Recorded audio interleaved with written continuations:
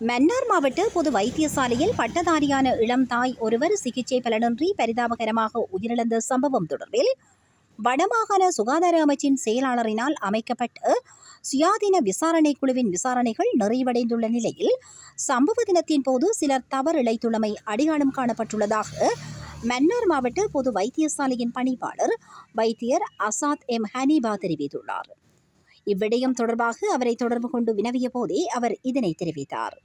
அவர் மேலும் கருத்து வெளியிடுகையில், மன்னார் தம்பனைக்குளம் பகுதியைச் சேர்ந்த பட்டதாரியான இளம் தாய் ஒருவர் மன்னார் மாவட்ட பொது வைத்தியசாலையில் சிகிச்சை பலனின்றி உயிரிழந்திருந்தார். இந்த சம்பவம் ஆனது கடந்த 28ஆம் தேதி ஞாயிற்றுக்கிழமை இடம்பெற்றுள்ளது. மரணமடைந்த இளம் தாய் பட்டப்படிப்பை நிறைவு செய்த 27 வயதுடைய மரியராஜ் சிந்துச்சா என தெரிய வந்துள்ளது.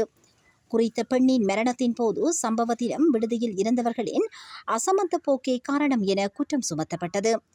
குறித்த மரணம் தொடர்பாக வடமாகாண சுகாதார அமைச்சினால் சுயாதீன விசாரணை குழு ஒன்று நியமிக்கப்பட்டு மன்னார் மாவட்ட பொது வைத்தியசாலைக்கு வருகை தந்து துரித விசாரணைகள் முன்னெடுத்துள்ளனர்.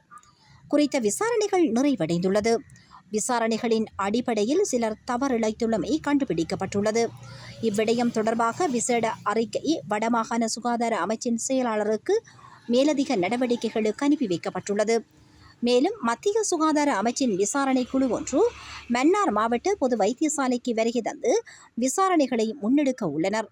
குறித்த பெண் மரணத்தை தொடர்ந்து உடனடியாக விசாரணைகள் ஆரம்பிக்கப்பட்டுள்ளன.